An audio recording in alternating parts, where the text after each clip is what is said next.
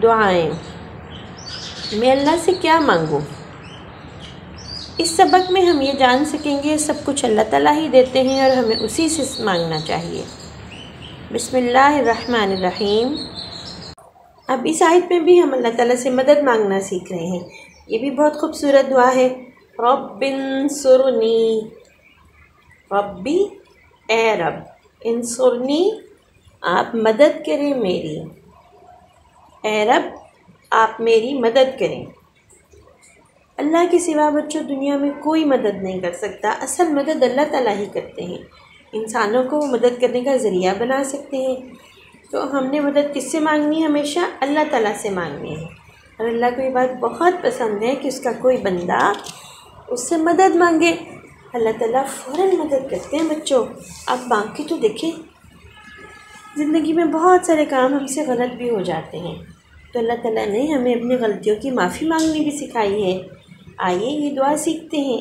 वाफ़ु अन्ना, वाफ़ु अन्ना, वाफ़ु और आप माफ़ कर दें, अन्ना हमसे, अन्ना हमसे, आप हमें माफ़ कर दें। यानी जो हमसे गुनाह हो जाते हैं अल्लाह ताला वो आप हमें माफ़ कर दें। देखिए ना, कभी कभी लड़ाई हो जाती है किसी छोटे बहन भाई से, या कभी कभी बड़ों से भी हम लड़ लेते हैं ना, तो बुरी बात हो जाती है। कभी कोई और गलत काम हो जाता है। तो जब भी कभी हमसे गलती हो जाए ना, तो बच्चों हमने अल्लाह ताला से फ़ौरन माफ़ी मांगनी है। अल्लाह ताला को गलतियों पे माफ़ी मांगने वाले लोग बहुत ज़्यादा अच्छे लगते हैं। चलिए अब एक और दुआ सीखते हैं। जब किसी मुश्किल में फंस जाएं तो अल्लाह ताला से कैसे मदद मांगनी है, इस आयत में अल्लाह ताला ने ये बात हमें सिखाई है। रब्बी नज्जिनी, रब्बी नज्जिनी, ए रब आप बचा लें मुझे, ए रब आप मुझे बचा लें। जब हम किसी मुश्किल में फंस जाएं तो कौन मदद करता है? अल्लाह ताला के सिवा बच्चों कोई मदद नहीं कर सकता।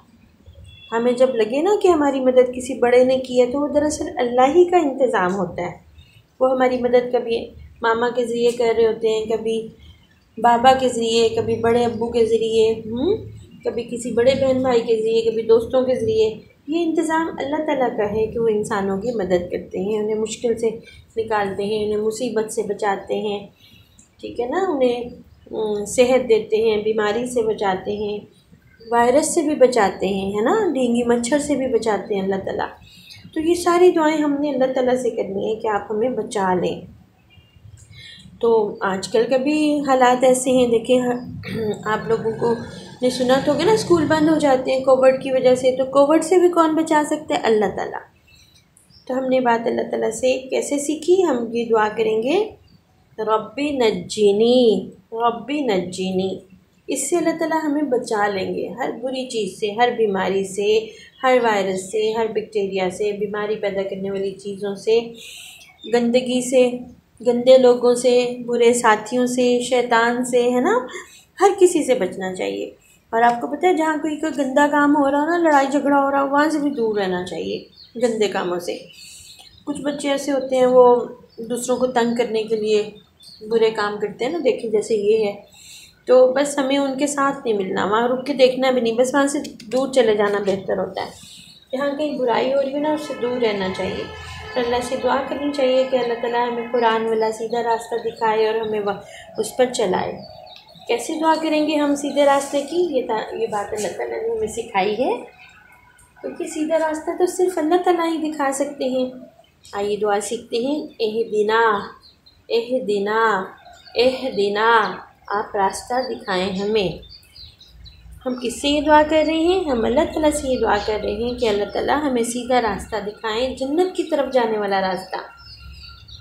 इंशाअल्लाह जिस रास्ते पर नेक लोग चलते हैं, हमें भी वही वाला रास्ता चाहिए जिस पर जितने नेक और अल्लाह के आपके पसंदीदा लोग चले ना, हमें आप वो वाला रास्ता दिखाएं जो जन्नत की तरफ जाता है, ताकि जब हम अपने असली घर के लिए आपके पास पहुँचे क़यामत वाले दिन, और फिर आप अपनी रहमत से, अल्लाह अपनी मोहब्बत से हमें माफ़ कर दें और हमारी नेकियों को बहुत बड़ा चढ़ा के कबूल करें। हमारी नेकियां जब तोली जाएं तो अल्लाह आपकी रहमत से वो ज़्यादा हो जाए, तो फिर हमें आप अपनी रहमत से जन्नत वाला घर दे दें।